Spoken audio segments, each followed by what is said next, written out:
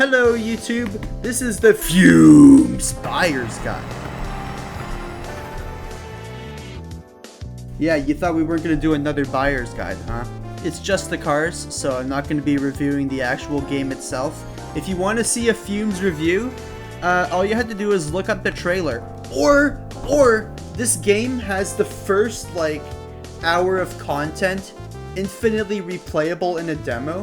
So you can also do that to see if you like FUMES.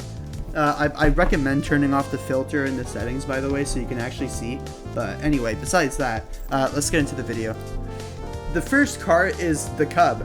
It's an incredibly fun and powerful starter car. Since it's a small car, suspension options make it very tanky, especially the half-track and the monster suspension. And since it's so small, enemies are going to have a lot of trouble hitting it too. You can enter a gunfight with this, and they will never be able to kill you. Trust me. Unless you get hit by missiles. Missiles do a lot of damage anyway. It only has one weapon slot and one cargo slot. So I would put something very strong on top, like a shell gun or a Pyre Blitz. Something close range, or even one of the rocket launchers. Just something that you can get up close to enemies to and kill them fast, because that's what this car is good at. That's what every small car is good at. Wild Terrain kicks it around like a soccer ball. It somehow keeps going where you want it to go, even if it looks like it won't end up going that way. Keep off diff lock if you want that to happen, by the way, because if you have diff lock on, it's just gonna make it very difficult to spin around. And spinning around freely is what this car needs to survive.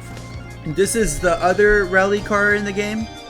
It feels fantastic to drive because you could really feel that it has all-wheel drive. It's just very easy to control. It's very fast, stable. I recommend using digger suspension with this because it'll keep it nice and low so it's harder to hit. And its agility will be improved with the digger for some reason. I tested this with all the other suspensions. I think digger is just the best option for this car. Because if you get into a situation where you're just you're getting surrounded by enemies, right? Since this has two guns and one of the weapons is on the front, you have to point your car at where the enemies are, kind of like a tank, and then just go boom, and they're dead. This also has very cool unlockable liveries, which, by the way, if you kill a car, you unlock the livery that they have. It's very nice. I love collectathons, bro. I mean, this isn't really a collectathon. You can beat the game without collecting everything. You can beat the game with C tier stuff. It's not going to be that easy, but you can still do it. The collectathon part's just for me. You know? The Cricket. It's an upgraded Cub stat-wise, but it's a little bit hard to drive, because if you go over a hill or something, I think the wheels just snatch the ground a little bit and make it twitch around, but whatever. Anyway, this is also a small car, so it gains increased durability from suspension upgrades, which means plus 100% durability from Monster again, so it's going to be super tanky too. And you'll definitely feel that gigantic health bar in combat, because enemies really struggle to hit this. Just like the description says. Thank you, developers, for actually playtesting your game. I know a lot of people don't do that. Anyway, while having only one gun sets it back, like the other small cars, its weapon is really easy to use, because it is so high up off the car. The Tartarus. This is the fastest starter car with an awkward weapon setup. This has 3 slots, and all 3 of them can use a gun, but the front and rear guns can't aim sideways. So you can't broadside with this car like the other cars you'll see in this list, which I think is a reasonable nerf to it, because you get this really early in the game, and having a bit of extra defense is a pretty big bonus. But it is a lot harder to control than the Polon. So I wouldn't recommend running shotguns on this, and you'll definitely need tracks for this car, like the digger or bullet suspension, maybe even half track, just something that'll keep the car from spinning out everywhere. Because it is, like, if you run the stock suspension on this, you'll know what I mean. Once it starts drifting somewhere, good luck.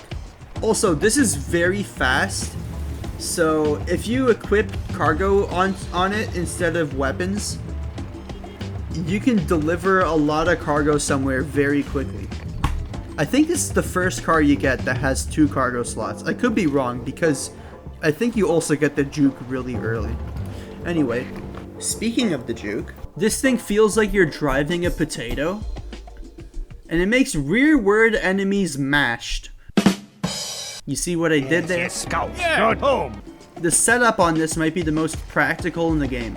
It's simple, effective, and uses its 3 weapon slots very well, while having a convenient space for cargo. So all 3 guns on this are able to hit the enemy backwards pretty much perfectly, from diagonals, backwards, whatever. If you shoot from the sides or the front, you'll only be able to use 2 guns to do that. So while you can, ideally, it's best to face away from the enemies so that you have the most firepower. The Caro. This started off as an awkward vehicle for me, but I've spent a lot of time with it and I love it a lot now. Because it's a front-heavy setup, you're gonna always want to face enemies head-on with this, like the Sabbath and stuff. So I recommend running rover suspension on this, or any other car-based suspension options that don't have much grip. Like off-road suspension. I like using this with off-road suspension. If you want real driving pleasure, try the stock suspension. It's not very good in combat though, because it understeers with the stock suspension. But yeah, what you'll want to do is basically circle the enemy forwards with this thing. So as you can see in the photo, just drifting alongside the guy I want to hit. Next is the Flakwagon. Want to pretend that you're an impenetrable fortress of doom, but in actuality you're just a bullet sponge? Well, we've got the vehicle for you! In all seriousness, this has 4 weapon slots with 2 cargo slots. You're gonna want to get used to only fighting enemies side by side, because only 2 guns can be used on the car at once to shoot an enemy, since they're all on the sides of the vehicle. But if you shoot from the front or the back, like, the guns don't really line up at all from the front or back. So I just recommend shooting from the side only. If you don't want to keep flanking everything, and you want to actually, like, screw yourself by shooting from the front or from the rear, you should run Pyre Blitz on one of the slots to cover the enemies that will try to get you from the sides. I mean, it sort of works. That's what people in the Discord said. I don't really believe you should be doing that anyway. I think they only said that as a cope because I was the idiot who said, "Oh, I wanted direct fire front or back," and they had to come up with something for me. But anyway, I recommend using a suspension with high durability and good acceleration with this, because it is sort of slow accelerating and it has a humongous hitbox. And also, you want to be able to turn well with this to face the enemy from the side at all times. It looks great with monster suspension, by the way. I gotta give it that. Hold up. Alright, before I put this video out, I gotta test something. I just realized, if you point the Flakwagon's weapons up, you see how the cursor's like basically aligned? I need to go find a harvester, because I think I just discovered a new strat with this car. Now, aim up.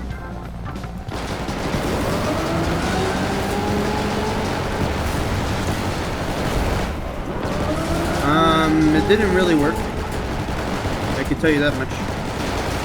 Wait, can I just sit here?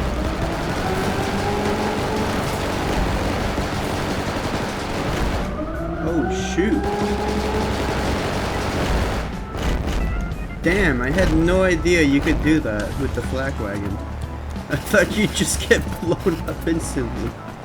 Of course, one problem with the Flakwagon is, you see how slow it is? Yeah, this is gonna be a long drive. The Warthog, this is another medium car, and it also has 3 guns. 2 of them can be cargo. I'm pretty sure the cargo slots are on the rear of this, by the way. So you only have the hood-mounted gun if you run cargo. But the main appeal of this is that, as you can see in the photo, all 3 guns are able to shoot down the side, unlike the Tartarus. This is amazing, because if you're aiming down the side, every single gun is gonna hit the target. I think they have like full 360 angles on this car, unlike the Tartarus. Unless you're shooting from the front or rear, then your guns will get blocked by the other guns, and only one will shoot. Anyway, I recommend only using the stock suspension on this. You can run other ones, but I like the stock the most. It's the most agile and has the least problems compared to the other ones, as far as I know anyway. Now we can move on to the Warhorse. This is like a reverse Jook, because all the guns are front facing. It's kind of hard to hit them from the rear because there's not much angles back there, but besides that, this truck is super strong. It's a fantastic all-rounder with great acceleration, and it has 2 free cargo slots on the back. Unlike the Jook, which is one of its rear cargo slots can be a gun slot, which ideally you want to run the gun slot. I would never want anyone in the world to use stock suspension on this. When writing this review, I ran everything with stock suspension and shell guns, and I want to tell you, never, ever run stock suspension on the Warhorse. Oh my god!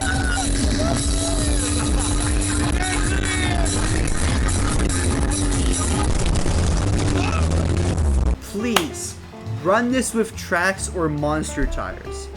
Literally anything but stock. You can mitigate the disaster a little bit by having diff lock on with this, which I recommend running diff lock on anyway with this truck. But other than that, just like, don't use stock suspension, bro. This is very fast, by the way. Like, very fast. I think it goes 180. It's a truck. The Griffin, this is the last small car in the game, which means it also has 1 cargo slot and 1 weapon slot. And it also has the durability bonus, whatever, blah blah blah blah blah. But it's the fastest car in the game. This thing takes hairpins so fast. Like, this is basically a Group B rally car in a car combat game. You know what I'm saying? You can also take off the rear of this car, by the way. As you see in the footage, it's like a buggy. It's great. Speaking of very fast, this is very slow. It goes 130. Good luck delivering cargo with this, which is basically its biggest purpose. It has 3 slots on it. So you might think, oh, that's pretty bad. You only have, like, what, 2 guns and 1 cargo? No. Everything can be a cargo slot or a weapon slot. So you can either have full firepower or full cargo. And I recommend when using this to face away from the enemy like the Jook, because it plays a lot like the Jook, just being a lot slower. I don't recommend using the stock suspension on this, by the way, because it's way too bouncy when you take turns, like the Warhorse. Most of the other options, like tracks, though, are a lot better. The Sabbath. This is the final car in the game. It's another medium car, and it's front-wheel drive. And it has 3 weapon slots again, but 2 of the weapons are on the front of the car. So if you're facing another vehicle in combat, they are going to be evaporated. It's very easy to control. It's very stable. It feels like it has diff lock on even when it's unlocked. So you're never going to have problems controlling this. I recommend using the stock suspension, but you might want to try like rodded suspension like you see in the image, or other wheel-based suspensions, because tracks have a really hard time turning to face the enemy, unless you come to a dead stop and turn to face them. Which I guess in that way you can use it like a Polon, where you're basically just tank combat, but anyway. I use this is, by the way, I think this is the best card to beat the Harvester with, because when you're facing the Harvester, since the missiles have to hit you, if you're facing them, it's very difficult for them to actually touch your car, and every time a missile comes to hit you anyway, if you have the handbrake locked, it's gonna just spin your car around to face the front always. It's kind of hard to explain, but I don't know. If you drive this, you'll know what I mean. And the final car you unlock in the game is the Bizon, aka they made a very stylish typo. This is the only massive vehicle in the game, and it actually feels like one. Its durability is great. Hitting an enemy with all 3 guns isn't as hard as it is with other cars. This might be the only frontward setup that's actually usable, because it's just so high up, and it's so short in the front that it's very easy to hit everything from there. Plus, it has 3 cargo slots, so you'll be able to destroy everything and carry everything at the same time. There's one downside to this truck though, because it's not really slow.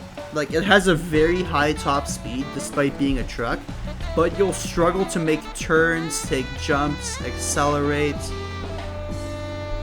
It's still one of the best cars in the game besides that though. And the final car, the actual final car in the game, I don't have it.